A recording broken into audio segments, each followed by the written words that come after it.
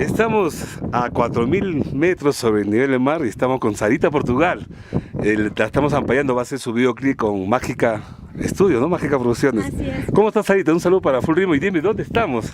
Muy buenas tardes, señor Julián Peña. Muy contenta de que usted esté presente aquí firmando mi videoclip. Estamos aquí a la altura del cerro de Chilunquiani, casi a la universidad por ahí. Ya, he subido y me he cansado, como su macha. Sí, ¿Y qué tal, Sarita? ¿Ya hay perspectivas ya de lanzar tu segundo volumen o tercer volumen?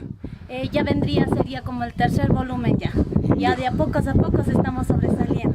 Estás con la promotora Sarita Producciones. Ya, ¿no? ¿Y qué novedades? Cuéntame, ¿qué canción van a grabar hoy día, el videoclip?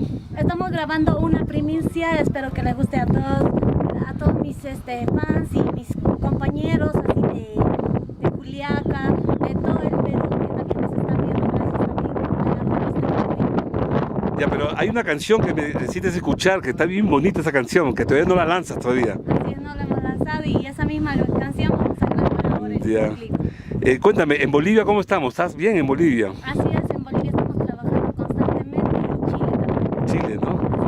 ¿Y en Perú cuándo? ¿Para Juliaca o en otro sitio de Perú? También tenemos por Puno, por Putina, la mina La Rinconada, tenemos ahí de poco a poco, como le digo. Sarita Portugal, ¿cuántos años ya tienes cantando ya, guayando con teclados? 2 años y medio 2 años. ¿De qué parte? ¿De Juliaca o de qué parte de Puno eres? de San Antonio de Putina. Todas son de Putina, ¿no? O si no de Sandia. Sandia, ¿no? O sea, hay bastantes artistas por allá.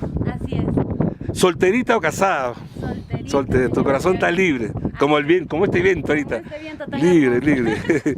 Ya Sarita, vamos a, no, que no sea la primera y la última vez, ya estamos conversando con Sarita Producciones y pronto con novedades y en la revista se va a enterar ustedes cuál es su color preferido, cuál es su plato favorito, porque Sarita Portugal va a salir en Full Ritmo. Despídete, amiga, para el Perú y el mundo entero. Un saludo y un abrazo desde la distancia, desde aquí, desde tan alto que estoy.